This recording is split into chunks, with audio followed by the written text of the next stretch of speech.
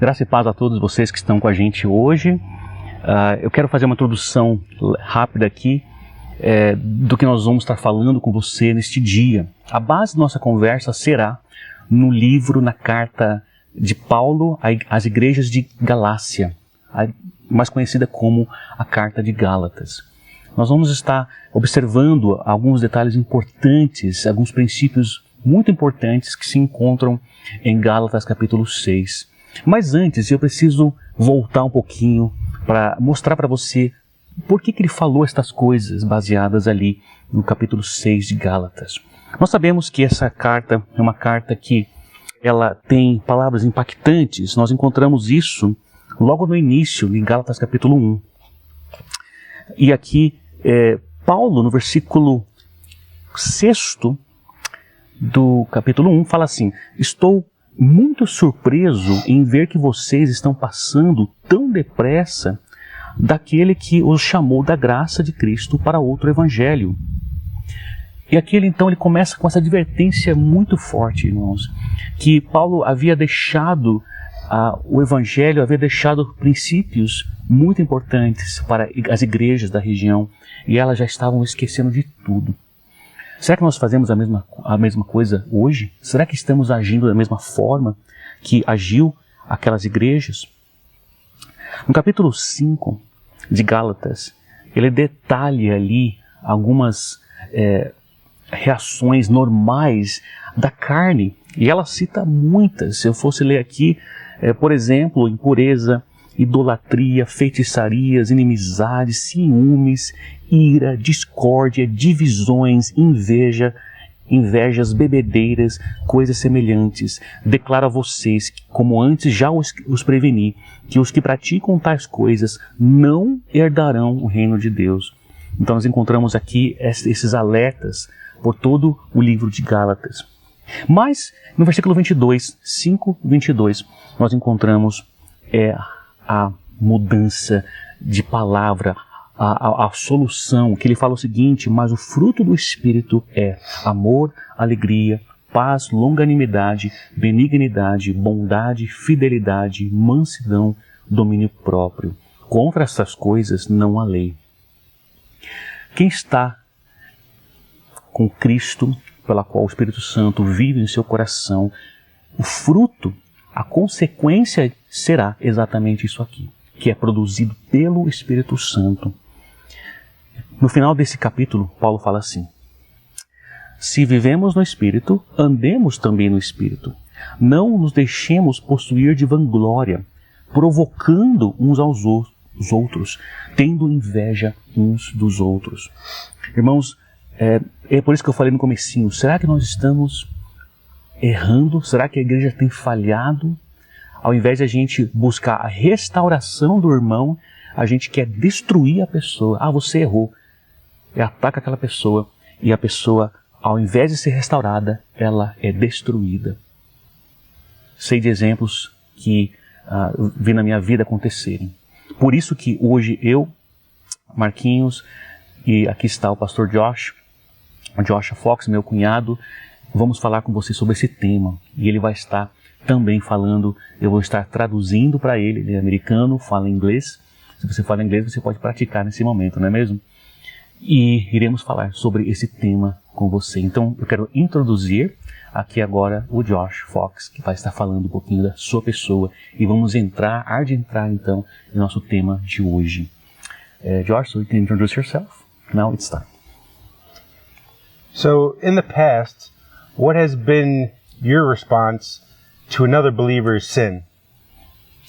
No passado, qual tem sido a sua resposta, a sua reação para com o pecado de alguma outra pessoa, de algum outro cristão?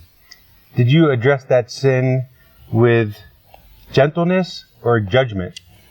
Será que você adentrou nessa situação tentando julgar essa pessoa ou condenando a pessoa, ou então levando essa pessoa a uma restauração? Have you ever had the experience of restoring a brother or sister in Christ? Pergunto a você, será que você já teve a experiência de levar algum irmão que caiu em pecado à restauração a Jesus Cristo? We could look at the Bible for guidance for this in Galatians chapter 6, verse 1. Nós podemos adentrar na Bíblia e ver o que a Bíblia ensina lá em Gálatas, capítulo 6, versículo 1, sobre esse assunto. Diz assim, Gálatas capítulo 6, versículo 1, você tem na sua tela esse versículo. Irmãos, se alguém for surpreendido em alguma falta, vocês que são espirituais, restaurem essa pessoa com espírito de brandura, e que cada um tenha cuidado para que não seja também tentado. So, the word restoration can take many forms, many different forms. Muito bem, a palavra restauração, ela pode ser compilada em várias formas diferentes. Let's look at some pictures to explain this. Veja nesse momento algumas imagens para que a gente ensine a você o que a palavra restauração significa.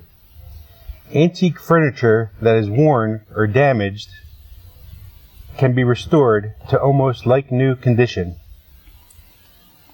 Observe essa imagem que você está vendo, desse móvel que é antigo e talvez completamente desbotado, manchado, rasgado, mas que pode também ser completamente restaurado como novo. Also, photographs that have been faded or been stained or torn can be restored to their original beauty.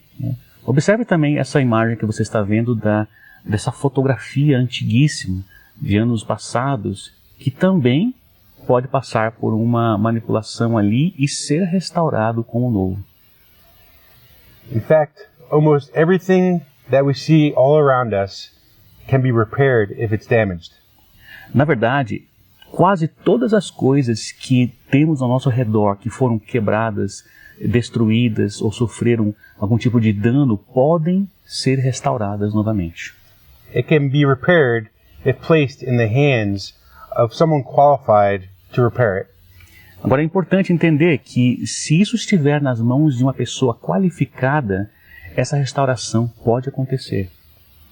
You would never ask a toddler to repair an old rusted car, but you would take it to an expert that knows everything about that car and previously restored cars. Você não pediria para uma criança, uma pessoa que não tenha prática, para restaurar um carro antigo. O que você faz? Você leva esse carro antigo, como você vê na imagem, na image, right, Josh, the car. Você está olhando a imagem agora desse carro que é antigo. Para quem que eu levo esta imagem? Para uma pessoa que conheça o ramo e saiba consertar esse carro, levando para a novidade, para algo novo. The same is true with our relationship with God. O mesmo acontece com o nosso relacionamento com Deus. If you know your Bible, you know it's filled with stories of imperfect people just like us. Se você conhece a palavra de Deus, você sabe que dentro da palavra de Deus existem diversos exemplos de pessoas imperfeitas. In fact, I can't think of a single person besides Jesus Christ who didn't make some serious mistakes. Na verdade, eu não consigo lembrar de nenhuma pessoa, com exceção a Cristo Jesus. Todos os outros cometeram erros. But if you take a picture of the big picture of their lives, mas se você pegar uma imagem do alto, um perfil do alto da vida dessas pessoas, like Peter, for example, you'll see that it's how often God used them afterward that makes their stories so memorable. Nós citamos, por exemplo, a história de Pedro, que apesar de tudo que ele passou na sua vida na terra, Deus o usou de maneira tremenda aqui na terra. We don't often obsess about Peter's denial of Jesus, but rather in the leadership and successful ministry that Jesus gave him after the resurrection. A gente não foca tanto naquilo que Pedro fez de errado, mas a gente foca naquilo que que foi depois, ou seja, um líder da igreja, um dos grandíssimos líderes da igreja. We don't often favor the story of David's affair with Bathsheba, but rather rejoice in the defeat of Goliath. Quando nós pensamos em outro personagem, Davi, nós não olhamos e favorecemos a queda dele com Betseba, mas nós olhamos na sua vida após daquilo que ele foi como rei de Israel e um grande rei. Both of these are examples of how a faithful follower can not only fall, but be restored.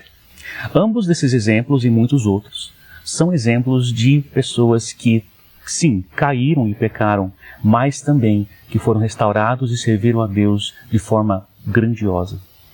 And it's beautiful to see this pattern over and over again in the scripture.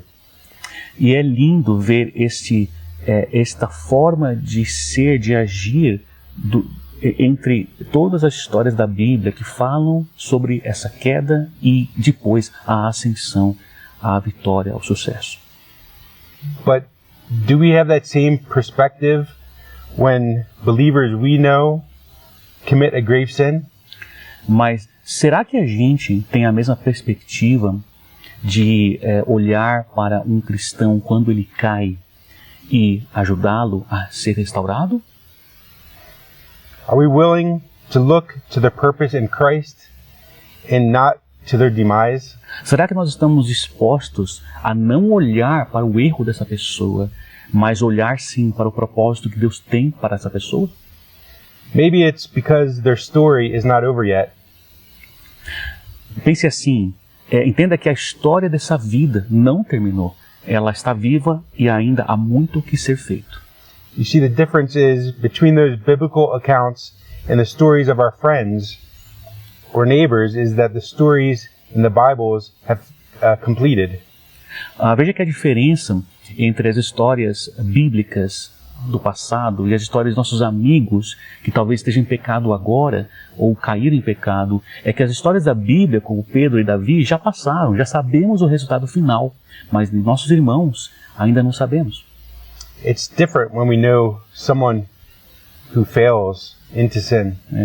É diferente quando a gente conhece alguém da nossa família ou nossos arredores que caíram em pecado. For some reason it's harder to see the victory because we don't know the end of the story.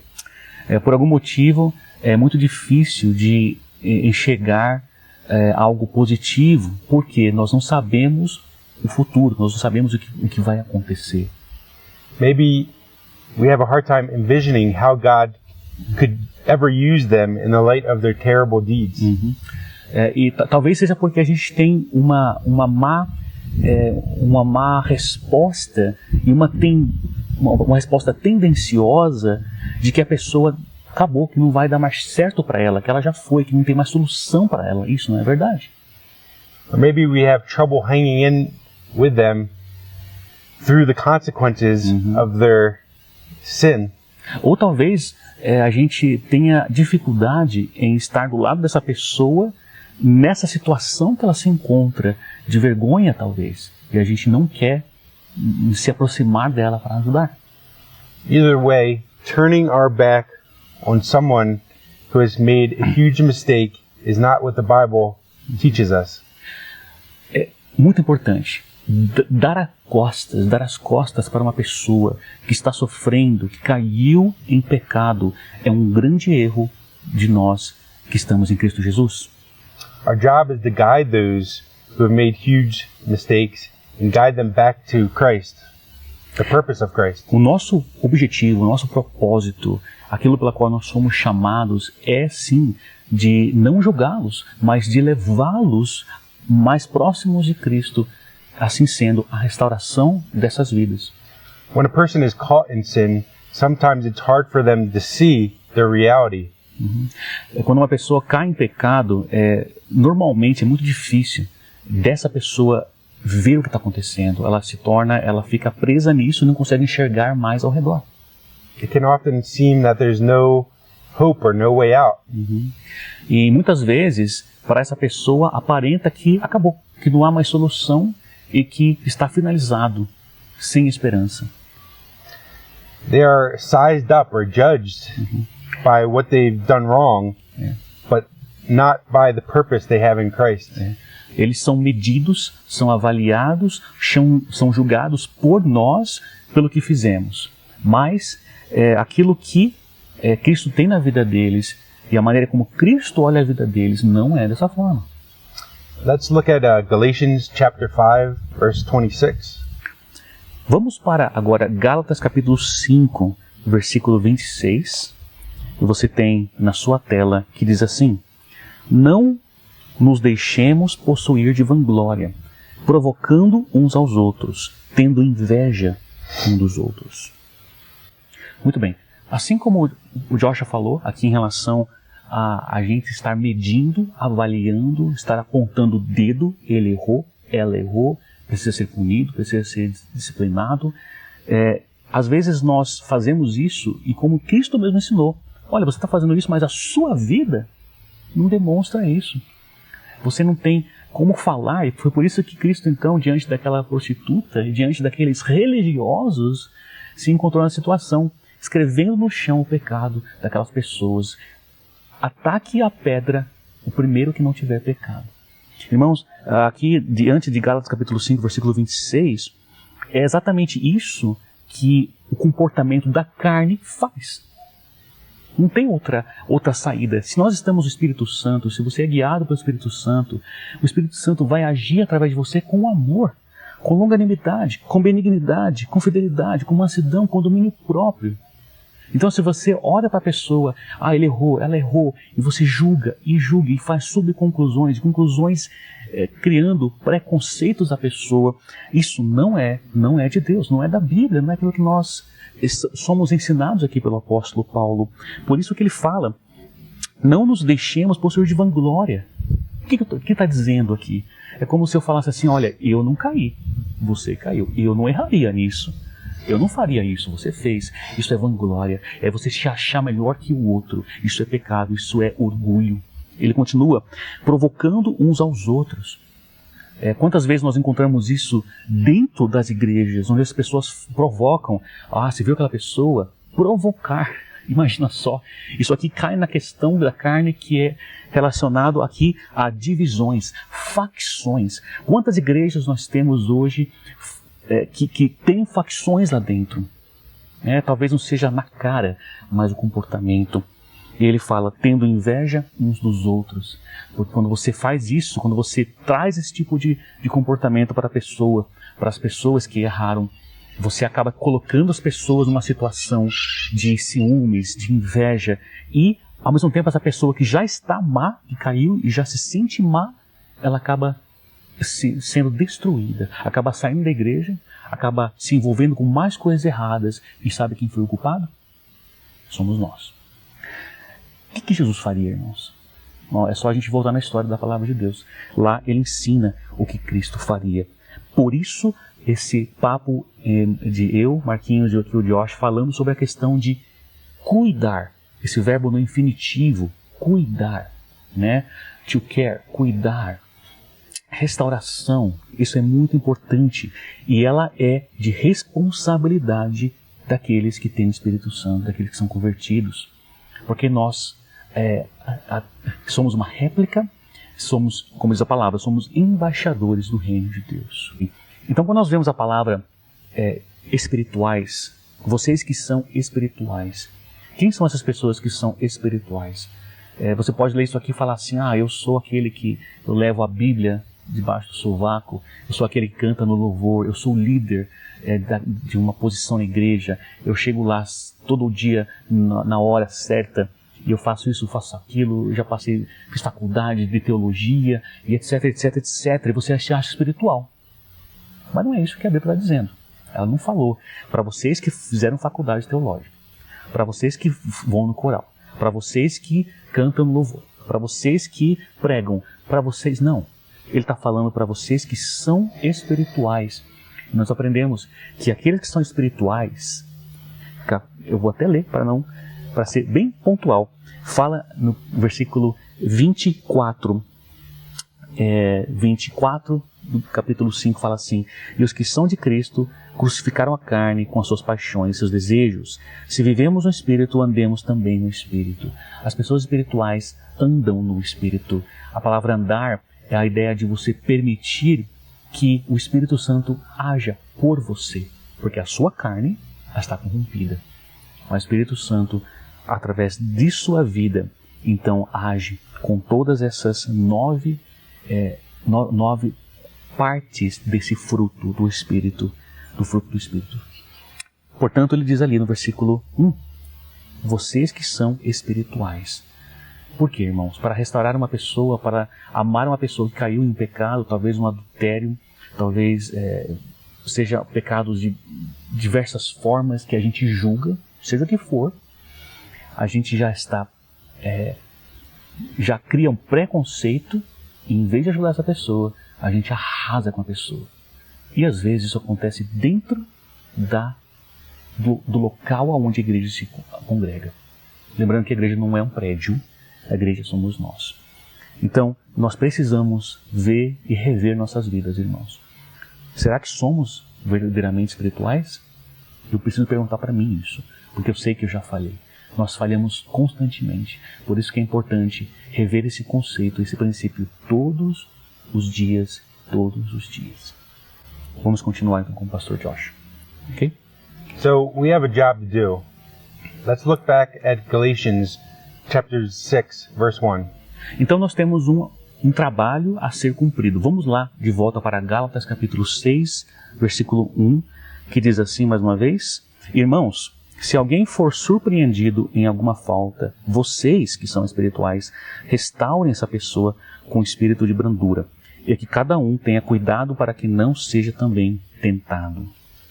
Who is supposed to restore the sinner gently?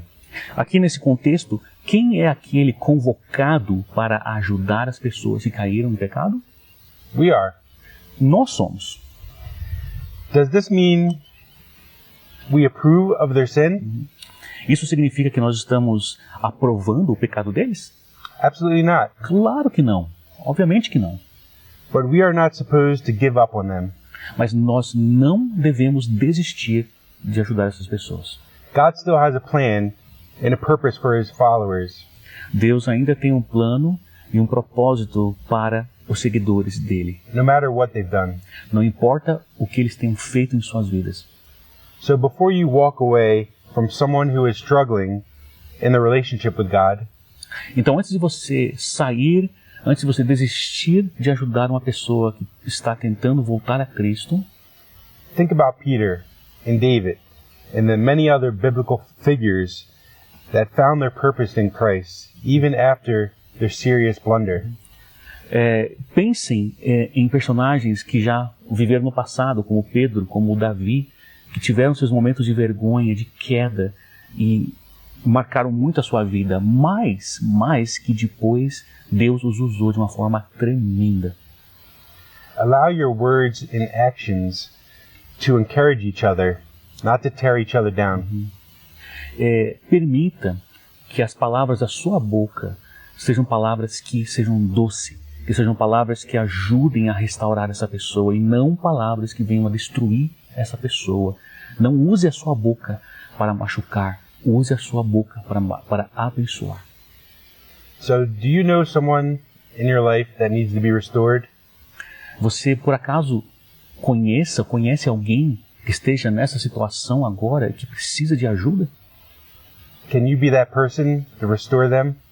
Talvez você seja aquela pessoa que Deus quer que vá até essa outra pessoa para levá-la mais próximo de Jesus e restaurar essa vida. Or maybe you're the one in that position and you need the help yourself. Ou talvez você seja essa pessoa que está nessa situação, que pecou, está com vergonha e precisa de ajuda. Well, today is the day. Então hoje é o dia que você pode orar com a gente aqui e buscar essa ajuda, não somente com a gente, mas com as pessoas que talvez Deus tenha para você. Okay, so let us pray now with two prayers. The first prayer being that maybe you know someone that needs to be restored, and maybe you could be the one to restore that person. Então nós vamos fazer agora duas orações. A primeira oração vai ser concernente a se você talvez conheça, você conhece uma pessoa que caiu está agora em pecado e você talvez esteja sendo conduzido por Deus para ajudar essa pessoa. E você quer que a gente ore por você. Nós vamos fazer essa oração agora. Vamos orar. Let's pray then. Vamos lá. Pai, nós chegamos a Ti nesse momento. Obrigado pela Tua palavra. Obrigado pela palavra, Senhor Deus, ali composta pelo apóstolo Paulo. Nós sabemos que isso já acontecia há 2000 anos atrás, Senhor. E acontece constantemente. Hoje, 2021, ainda acontece isso. Quantas pessoas o Pai tem caído em pecado, quase, eu posso dizer que unânime, mas a questão não é nem essa. A questão é, quem que vai restaurar? O Senhor ensina isso em Gálatas, ó Pai, aqueles que são espirituais. Talvez alguém que esteja aqui assistindo conheça alguém que está em pecado, mas ela quer ajudá-la, não quer destruir essa pessoa. Então nós queremos nesse momento orar por essa pessoa, que o Senhor conduza essa vida, que ela esteja em oração, esteja em súplicas, esteja em amor, em misericórdia, em compaixão, e tenha o domínio próprio para ir até essa pessoa, ajudar essa pessoa a buscar a restauração em Cristo. O corpo de Cristo funciona assim, ajudando um ao outro. Nós precisamos um do outro. Então, peço essa oração para essa pessoa que está para ajudar uma outra, e essa pessoa também que será ajudada. Em nome de Jesus. Amém. The second prayer, maybe it's you that needs to be restored. Maybe there's something in your life a sin that you need to repent from. E nessa segunda oração, vai para aquela pessoa que talvez esteja vivendo numa situação dessa, que você pecou, que você esteja vivendo em pecado talvez, mas que você não falou para ninguém, que ninguém sabe desse negócio, dessa situação, e você precisa e você quer se arrepender e quer voltar aos braços do Pai. Então essa oração, eu quero convidar você a orar comigo, onde você estiver. Eu quero que você entenda quão importante isso é. Não é? Deus ensina, Cristo ensina lá no livro de João, que Ele é fiel e justo para perdoar os seus pecados. Se você confessar eles, o Senhor perdoa todos os seus pecados. Não há nenhum pecado, não há nada que você possa fazer para separar você do amor de Deus, a não ser que você não queira, né? Mas Ele quer você. Então, ore comigo essa oração, caso você esteja numa situação dessa. E eu espero muito que o Espírito Santo toque a sua vida e você volte ao Senhor Jesus, porque Ele quer que você tenha essa restauração feita com Ele. Vamos orar? Vamos orar. Pai, mais uma vez estamos aqui nesse momento, e a minha oração vai nesse momento para essa pessoa ou aquela pessoa, não sei o nome, não sei se é ele ou ela, não sei a idade, não sei a situação pela qual estamos ou está vivendo, mas o Senhor sabe. Mas eu quero sim que essa pessoa venha estar orando nesse momento, Pai, para que ela venha estar pedindo perdão dos seus pecados, para que ela venha estar voltando a ter uma comunhão com o Senhor sólida, baseada no perdão, Pai, no amor de Cristo Jesus, nosso Deus. Se você está nessa posição, quero que você ore comigo essa oração, então. Senhor Jesus, eu sei que eu tenho caminhado errado na minha vida. Eu sei que a minha postura e o meu comportamento não são aquilo que agrada a Ti. Falei coisas que não te agradavam ou te agradam. Vi coisas que não te agradaram. Fiz coisas que não te agradaram. E meu comportamento não te agrada. Mas eu estou diante de Ti nesse momento para pedir perdão dos meus pecados. Quero voltar, ó Pai, a ter a comunhão com o Senhor. Ajude-me hoje. Ajude-me a voltar a Ti. Em nome de Jesus. Amém.